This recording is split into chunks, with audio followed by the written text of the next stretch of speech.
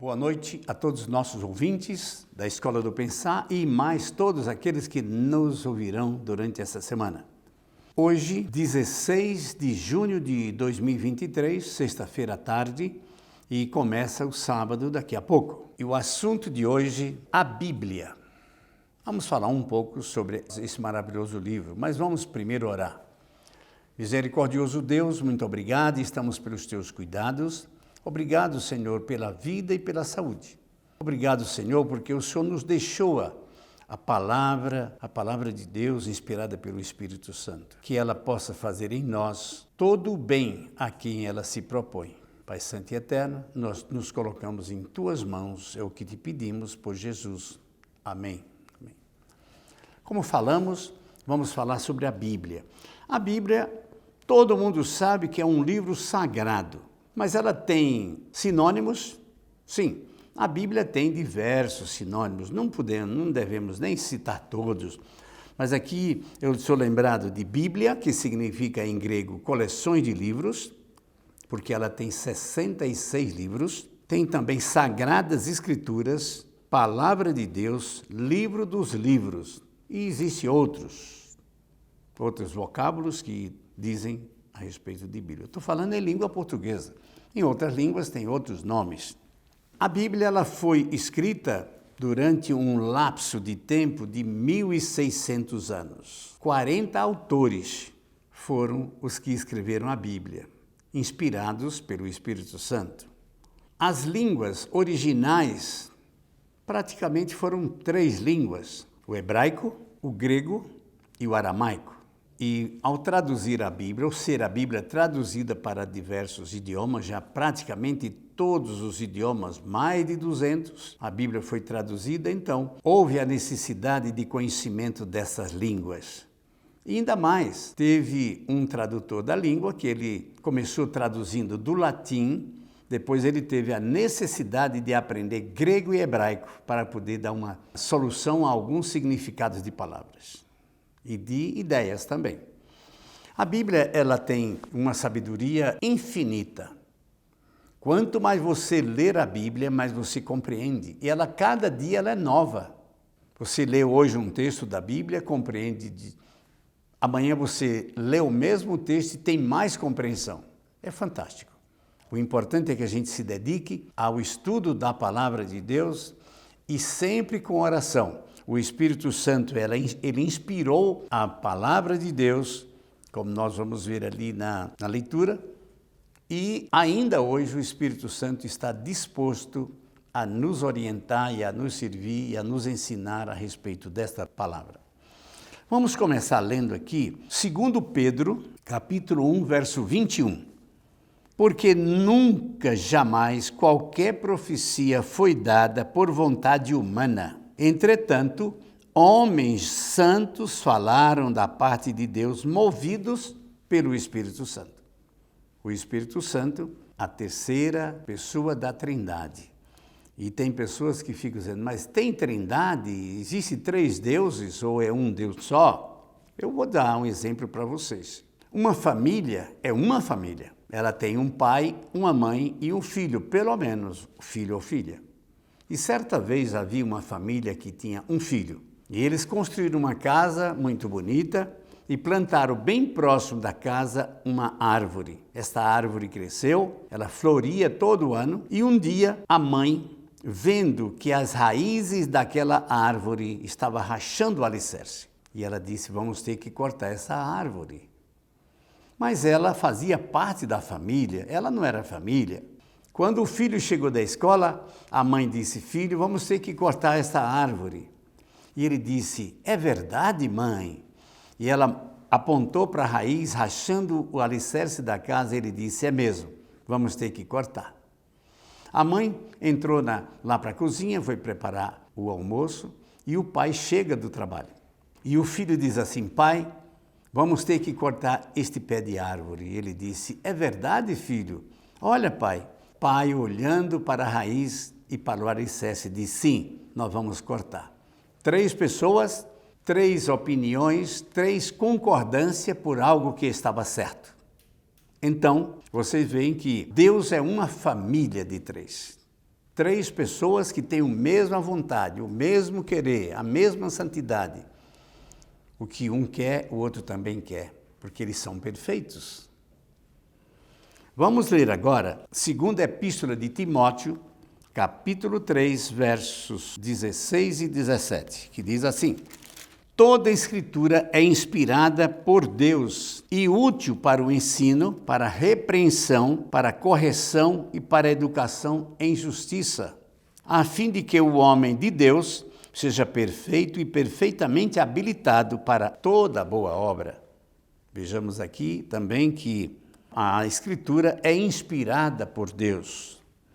Seguindo, nós vamos para Romanos, capítulo 1, verso 16 e 17. Romanos 1, 16 e 17, diz assim: pois não me envergonho do Evangelho, porque é o poder de Deus para a salvação de todo aquele que crê, primeiro o judeu e depois o grego.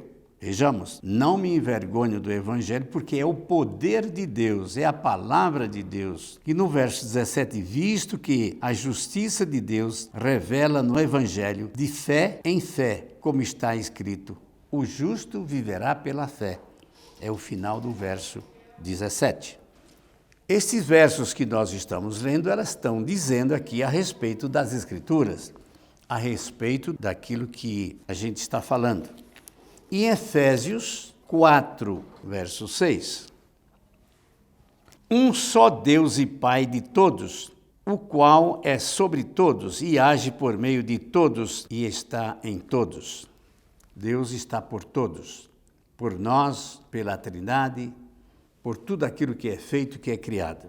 Em Mateus, capítulo 28, 18 até o 20, diz assim: Jesus, aproximando-se, falou-lhes, dizendo: toda a autoridade me foi dada no céu e na terra. Ide por todo o mundo, fazei discípulos de todas as nações, batizando-os em nome do Pai, do Filho e do Espírito Santo. O batismo recomendado por Jesus é no nome do Pai, do Filho e do Espírito Santo. Nós sabemos que Jesus tem o nome de Filho. Por quê? Lá no céu, eu acredito que o nome de Jesus não é Filho. Ele é Filho porque Deus o mandou aqui para salvar a humanidade pecadora. Porque quando foi criado a ideia de fazer o mundo, a Trindade estava junta. E talvez alguém perguntou, e se o homem pecar? Jesus, levantando a mão, disse: eu vou para salvá-lo. E ele prometeu. Se não fosse Jesus, poderia ter sido o Espírito Santo ou o Pai. Mas Jesus foi aquele que se destinou, se ofereceu para vir salvar o mundo. E o homem pecou, e por isso Jesus veio e se entregou. E ele se fez homem, filho de Deus, guiado pelo Espírito Santo. E ele então se ofereceu, graças a ele, que nós temos a salvação. Ensinando-os a guardar todas as coisas que eu vos tenho ordenado, e eis que eu estou convosco todos os dias até a consumação dos séculos. O Pai ofereceu o Filho se ofereceu para salvar, e o Filho, ao subir para o céu, prometeu o Espírito Santo. Ele disse assim: eu vos mandarei outro Consolador. Deus é Consolador, Jesus é Consolador e o Espírito Santo é Consolador. Os três agem de uma maneira única para que todas as coisas existentes caminhem da melhor maneira possível. E por fim nós vamos ler aqui, primeira carta de João, capítulo 5, versos de 7 a 12. Diz assim: pois há três que dão testemunho no céu: o Pai, a Palavra, que no caso é Jesus, é o Verbo, e o Espírito Santo. Estes três são um. Isso está claro.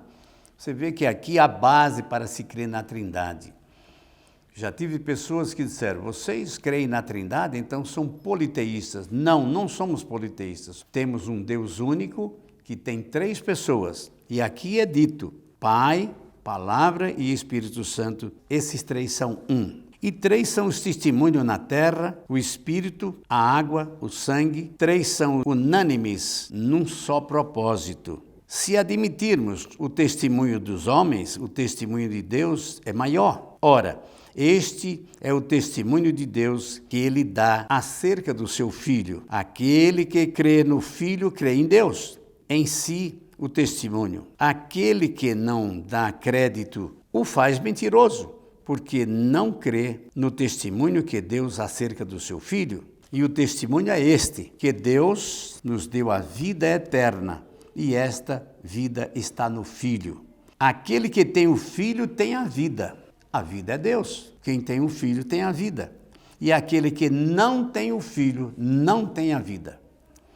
Amigos, vejamos, essas palavras que foram lidas em 2 Pedro 1, 21, em Timóteo 3, 16 e 17, 2 Timóteo, capítulo 3, e Romanos 1, 16 e 17, Efésios 4, 6, Mateus 28, versos 18, 19 e 20, e por fim, 1 João, capítulo 5, versos de 7 até o 12. Está bem explicado aqui a respeito que a Bíblia é a palavra de Deus. A Bíblia, ela nos traz esse benefício, esse esclarecimento de quem é Deus, quem é a palavra é Jesus, inspirada pelo Espírito Santo. E o meu desejo é que nós possamos crer nesta palavra e estudemos a cada dia, para que possamos então seguir de maneira correta e de cabeça erguida, seguindo esse Deus maravilhoso que nos criou, nos redimiu e quer levar-nos para louvá-lo e bendizê-lo e adorá-lo por todos os séculos. Vamos orar. Eterno Pai, muito obrigado, estamos pelos teus cuidados, obrigado por esta tarde, obrigado por esse sábado que se inicia, que o Senhor abençoe a todos aqueles que ouvirão esta palavra. Pai Santo e Eterno, nos entregamos em nome de Jesus.